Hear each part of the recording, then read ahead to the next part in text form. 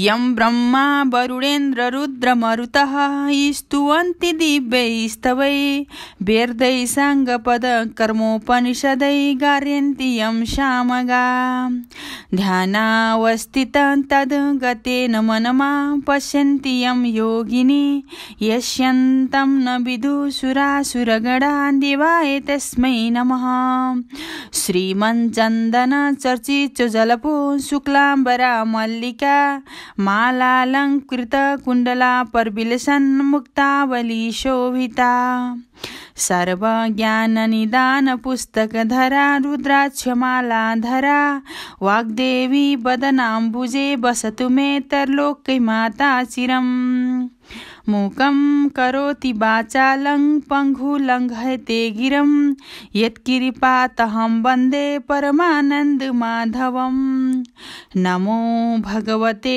तस्मै व्यासाय मिततेजसे यस्य प्रसादच्छामि नारायण कथामिमां नारायणं नमस्कृत्य नरं चैव नरोत्तमं देवी सरस्वती व्यासं ततो जयमुदीरयेत्।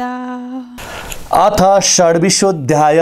कुमारजी आज्ञा गर्नुहुन्छ हे अगस्त्य मुनि। त्यसपछि एक दिन नवराज राजाले आफ्नी माता गोमा ब्राह्मणीसित बिन्ती गरे, हे माता, श्री स्वस्थानी जगदीश्वरीको कृपाले हामी यहाँ आएर राजा भयौँ। अब आफ्नो राज्यमा जति ब्राह्मण छन् ती सबैलाई डाकी भोजन गराई श्रद्धापूर्वक दक्षिणा दिने मेरो इच्छा छ। फेरि यस जन्ममा दान धर्म गर्न नसके अर्को जन्ममा त्यसको फल अवश्य प्राप्त गर्नेछौँ।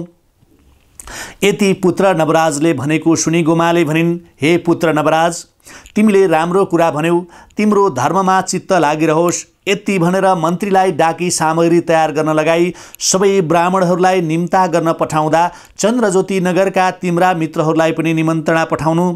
फेरि तेरी पत्नी चन्द्रावती पनि माइत गएकी छ, उसलाई पनि लिन पठाउनु। यति आफ्नी महतारीले भनेको वचन सुनि नवराज राजाले हवस् भनी तत्काल मन्त्रीलाई डाकेर भने, हे मन्त्री, हाम्रो राज्यमा जति ब्राह्मण छन् ती सबैलाई भोजन गराउने इच्छा भयो। जे चाहिने सामग्री हो छिट्टै नै तयार पार ब्राह्मणहरूलाई निमन्त्रणा गर्न पठाऊ। अनि चन्द्रज्योति नगरमा मेरा मित्रहरू छन् तिनलाई पनि डाक्न पठाऊ। उता वरुणपुरमा अग्निस्वामी नाम गरेका ब्राह्मण छन्, तिनकी पुत्री चन्द्रावती मेरी स्त्री हो, उसलाई पनि डाक्न डोलेहरू पठाऊ। अनि मेरा सासू ससुरालाई तिम्रो ज्वाइँ नवराज लावण्य देशको राजा भए आजको 4 दिनमा अवश्य आइपुग्नु भनेर समाचार पनि पठाऊ।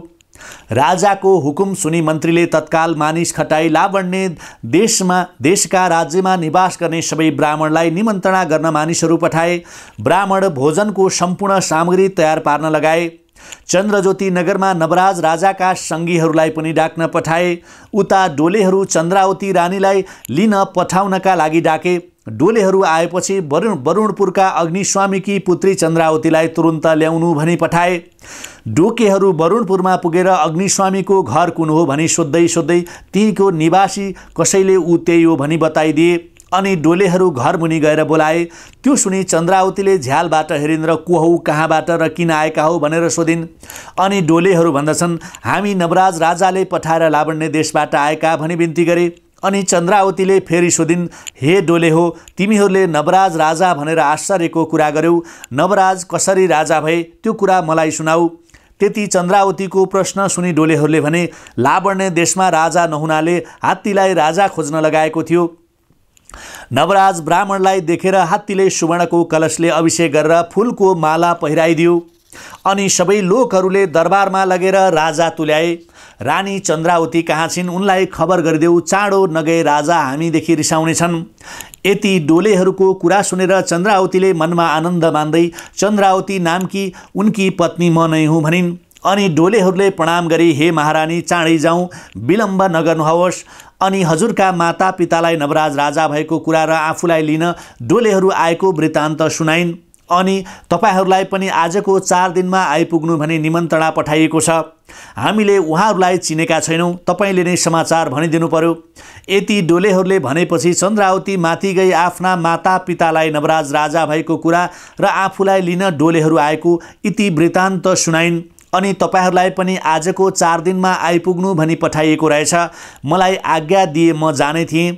यति आफ्नी पुत्री चन्द्रावतीले भनेको सुनि अग्निस्वामी अत्यन्त प्रसन्न भएर धन्य मेरा ज्वाइँ नवराज, मेरी पुत्री पनि धन्य रहेछ। अब मेरी छोरी रानी भई म नि नाना वस्त्र अलङ्कार पहिरी हे पुत्री तैँले जन्म लिएको सफल भयो, अब विलम्ब गर्नु छैन, छिट्टै जाऊ भनी बिदा दिएर चन्द्रावती हवस भनी डोलेहरूलाई खान पिउन दिई आफ्ना मातापितालाई प्रणाम गरी आफ्ना छिमेकी साथी सङ्गिनीहरूसित बिदा भएर लावण्य देश जान भनी प्रस्थान गरिन्।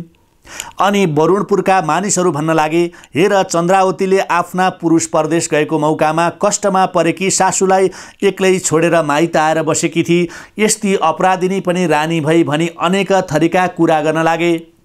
चन्द्रावती ब्राह्मणी डोलीमा बसेर त्यहाँबाट गई एउटा ठुलो वनमा पुगिन्। त्यो कस्तो वन थियो भने मृग आदि वनचर जन्तु स्त्री पुरुष सहित मिलेर शीतल स्थानमा बसिरहेका, कहीँ राजहंस आदि पंक्षीहरू तलाउको जलमा आनन्दले खेलिरहेका, पलास गुराँस चाँप आदि अनेक वृक्षका फलफुलले नुहेर शोभामान भइरहेका, भ्रमर भए मधुकर भए यिनले गुन्जायमान यस्तो सुरम्य वनमा पुग्दा परैबाट केही अप्सराहरूले श्री स्वस्थानी परमेश्वरीको व्रत पूजा गरिरहेका देखे। अनि डोलेहरूले भने, हे महारानी, हामीलाई भोक लाग्यो, त्यहाँ पर केही पाए मागेर खाइ आउँछौँ, हजुर एकछिन यहीँ बस्नुहोस् भनी पधार्नेले डोली अडाई चन्द्रावतीलाई एक्लै त्यस वनमा छाडी त्यहाँ के रहेछ भनेर हेर्न गए। अनि अप्सराका नजिकै पुगेर सोधे, हे देवी हो, तिमीहरू को हौ, कहाँबाट आएका, कुन देवताको व्रत गरेर पूजा गरिएका छौ? यति डोलेहरूले भनेको सोधेको सुनि अप्सराहरू भन्दछन्, हे मनुष्य हो, यी श्री स्वस्थानी परमेश्वरी हुन्, यिनै ईश्वरीको व्रत बसेर पूजा गरेका छौँ, हामी स्वर्गका अप्सरा हौँ। यति अप्सराहरूले भनेको वचन सुनि डोलेहरूले सोधे, देवी हो, यो व्रत हामीले पनि गर्न हुन्छ या हुँदैन? अनि अप्सराहरूले हुन्छ भनेपछि डोलेहरूले मनमनै प्रसन्न भएर फेरि सोधे, हामीसित पूजाको केही सामग्री छैन, अत तपाईँहरूकै संसर्गमा हामीलाई व्रत पूजा गराउनु भए राम्रो हुने थियो। यति सुनेर अप्सराहरूले डोलेहरूलाई आफ्ना संसर्गमा व्रत पूजा गराए। डोलेहरूले अर्काको भारी बोकेर ज्यालाली राखेको द्रव्य भेटी चढाए। अनि व्रत पूजा गरिसकेपछि प्रसाद झिकेर अप्सराहरूले ती डोलेहरूलाई भने, हे भारवाहक हो, जो मनुष्यले श्री स्वस्थानी परमेश्वरीको व्रत गर्ला, जसले श्री स्वस्थानी परमेश्वरीको व्रत कथा सुन्ला वा ईश्वरीको महिमाको पुस्तक लेखाई आफ्नो घरमा राखेर नित्य पुस्तकको पूजा गर्ला, त्यसका दुःख दरिद्रता र शोक सन्ताप नाश भएर जानन्। अत्यन्त कालमा दिव्य देह पाई कैलाशपुरीमा बस्न पाउला।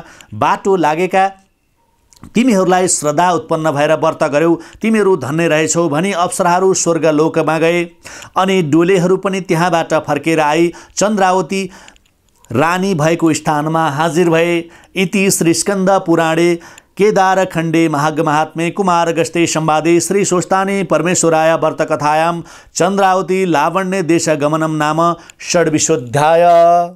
उपनयतु मंगलौ व सकल जघन मंगलालय श्रीमान दिनकर किरण निबोधित नव नलिन दल निवेक्षणः कृष्णः काले व्रसनु प्रजन्य पृथ्वी सस्यशालिनी देशोस्यं क्षोभरहितो ब्रह्मणा सन्तु निर्भया अपुत्रा पुत्रिण सन्तु पुत्रिण सन्तु पौत्रिणः निर्धना सधना सन्तु जीवन्तु शरदं शतम् तत्रैव गंगा यमुना च तत्र गोदावरी सिन्धु सरस्वती च सर्वाणि तीर्थानि वसन्ति तत्र यत्राच्युतोद्धार कथा प्रसंगः या कुन्देन्दु तुषारहार धवला या शुभ्रभ्रष्टावृता या वीणा वरदण्ड मंडितकरा या श्वेत पद्मासना या ब्रह्माच्युत शंकर प्रभृतिभिर्देवै सदा वन्दितः